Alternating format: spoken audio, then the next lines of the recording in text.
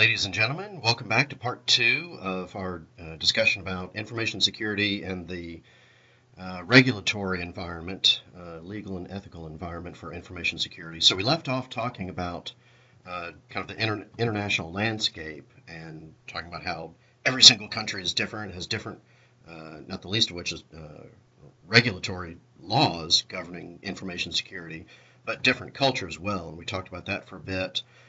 If you're wondering why we spend time on the international environment when your company may not necessarily be doing business internationally, the textbook wants to strongly emphasize that anybody who's doing any kind of business on the internet, you're doing business internationally. It's just a fact of the matter, and you may not think that you have to learn about international privacy laws and transborder data flows, but it's still going to be an issue for, I think, every single company. There are some organizations that are supposed to provide some oversight for the regulatory environment internationally, so not in the U.S., more broadly internationally. The Council of Europe Convention on Cybercrime has a set of standards, but I think the biggest problem, as with all these agencies we're going to talk about, is the lack of enforcement. That when in doubt, they rely on each individual country to provide enforcement. The next one is the World Trade Organization. WTO is a huge organization and hugely important. They do help provide intellectual property rights.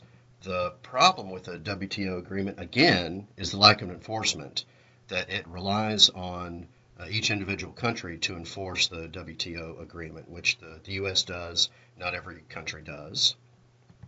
Moving on to the last one I wanted to mention is again, this is in the U.S., but there's a global component here, the Digital Millennium Copyright Act, which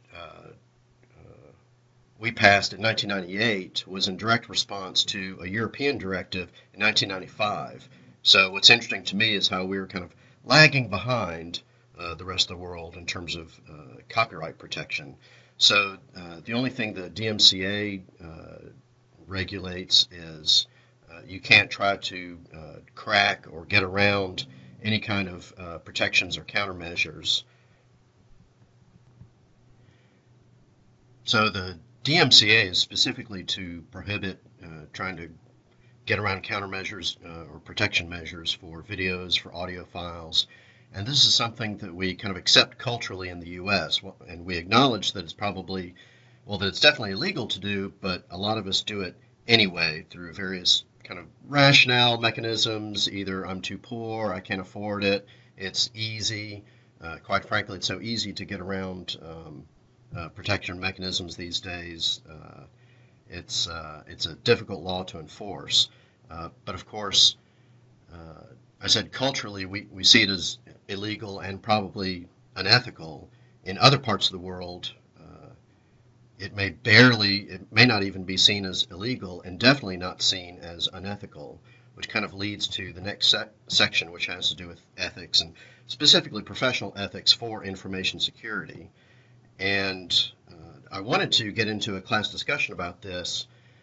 I know you guys are kind of forced against your will to talk about ethics in every single class in the School of Business, but I've got to tell you, in information security, it's even more important. I mean, I'm talking about you personally as an IT professional, to have a reputation that is without blemish. I don't know how else to put this, that you have to be extremely trustworthy to get a job in IT security. So the least little thing, might land you out of that role. Again, going back to the idea, really from CMIS495-588, that every organization has its own code of ethics, you really need to understand your organization's code of ethics, and if they don't have one, at least keep in mind your profession's code of ethics. The problem is there are a lot of codes of ethics for IT and for information security, none of which have the ability to enforce anything. So, for example, if you're a member of AITP and let's say you breach their code of ethics, it's highly unlikely you're going to get kicked out of AITP. It just doesn't work that way. It's not the same thing as other professions where, if a doctor has a breach of ethics or a lawyer has a breach of ethics, they lose their ability to practice their profession in the future. And this is the difference, just to be technical, this is the difference between an occupation and a profession. This is why some people are loath to call IT a profession. We're not professional enough because we don't have a binding code of ethics. What we most often refer to in information security is the difference between white hats and black hats. White hat hacking, black hat hacking, i.e. criminals, and of course gray hats. And what I want you to do is take a look at this link. If I can, there we go. This How to Geek article that kind of talks about the difference between black hats, white hats, and gray hats. I do want you to be very comfortable with this terminology. I'm not going to read off the web page to you, but it's a quick read. Jump back here and move. Whoop, not that. Let me move this around. Oh, it doesn't. There we go, like that. Okay, sorry. I told you this would be low production value.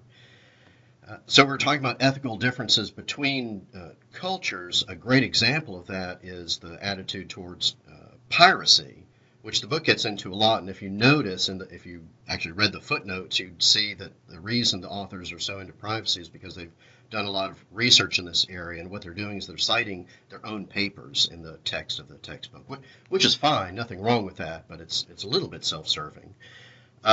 So you'll see piracy rate is like 19% for the U.S. as opposed to Asian countries where it's in the 70s and 80%, up to 86% piracy rate. That's a lot. So that's a big cultural difference right there. There are others that we're not going to spend time on. So how do you overcome this problem? Well, the best way is through maintaining a tight organizational culture of ethical behavior. And the way you change the cultures primarily through leadership setting an example, talking the talk and then walking the walk, doing exactly what they say they're going to do. So if your leadership is acting with integrity, you're much more inclined to act with integrity yourself. Employee training is something that's done either well or not so well, depending on the organization. My question for you is, have you gone through any organizational ethics training? And sadly, the way this works for most organizations is they just hand you a code of ethics and say, sign it. Maybe it's when you first join the organization, maybe it's once a year, maybe it's both. I would have you kind of think outside of the box. If you get into this area, or if you're responsible for security training, maybe there are better ways than just handing somebody a piece of paper and asking them to sign it. Certainly through classroom activities, I think role play is very important for really driving the point home with employees. I was also curious, I really wanted to get into this in class, if you've ever been asked to do something unethical. I have. I mean, I've been asked to lie, I've been asked to falsify reports, I've been asked to do lots of things that I disagreed with. Sometimes I blew the whistle on people, sometimes I didn't. It's a tricky situation. I really don't want you to think that ethics is a matter of black and white. It'd be easier if it is. The times when I got into an ethical dilemma were times when it was a situation that was not specifically addressed by the company's code of conduct or code of ethics. So that's why the more specific the code of ethics is, the better. So with any policy that you're trying to enforce, any law that you're trying to enforce, if you're trying to deter unethical or illegal behavior, this is some old theory here that there are three causes. One is ignorance, that people just didn't know what the law or the regulation was. Two is by accident. I'm sorry, it was an accident. I didn't mean to. And the third is that they meant to.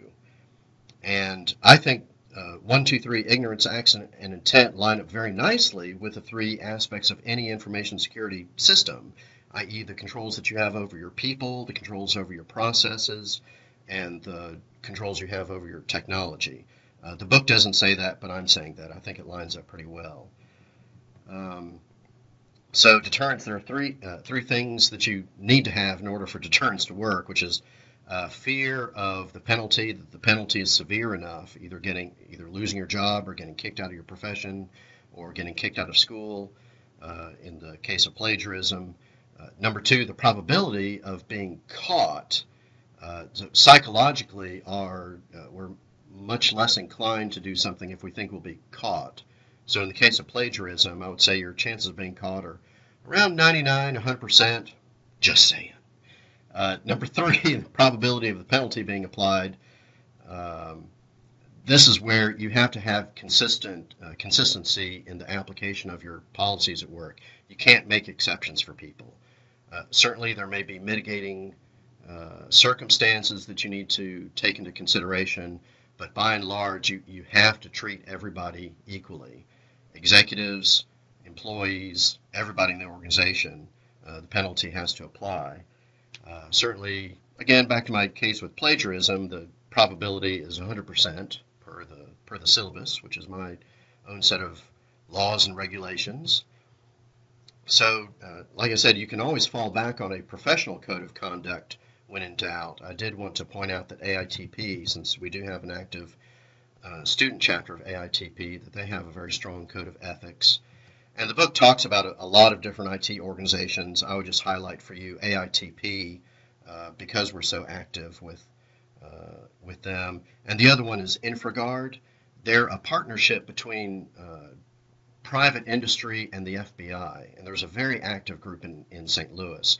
If you're at all interested in security, I would strongly urge you to join InfraGard. It's free to join up, and they just do a basic it's not, I wouldn't even call it a security clearance, but they do kind of check that you are who you say you are before you join up. And also, I get a lot of great contacts through LinkedIn. I know I keep talking about LinkedIn and how important it is, especially for security. Just reaching out and talking to other security folks in your profession. LinkedIn is a fantastic resource that I use all the time. So, in summary, we talked about the difference between laws and ethics. We talked about a lot of vocabulary within the legal framework. We talked about a lot of relevant U.S. laws that I do want you to know for the exam. And we talked about codes of conduct, both organizational and professional, but mostly professional. Do know the difference between due care and due diligence. These are legal terms we throw around in information security all the time. And with that, that's your very quick wrap-up for Chapter 3. If you have any questions at all before the exam on Thursday, please reach out to me with an email or a text message to my cell, or come by the office and talk to me. I know my voice sounds froggy and everything, but I'm more than happy to talk to you about this stuff. So with that, I'll say I'll see you Thursday night. Thanks.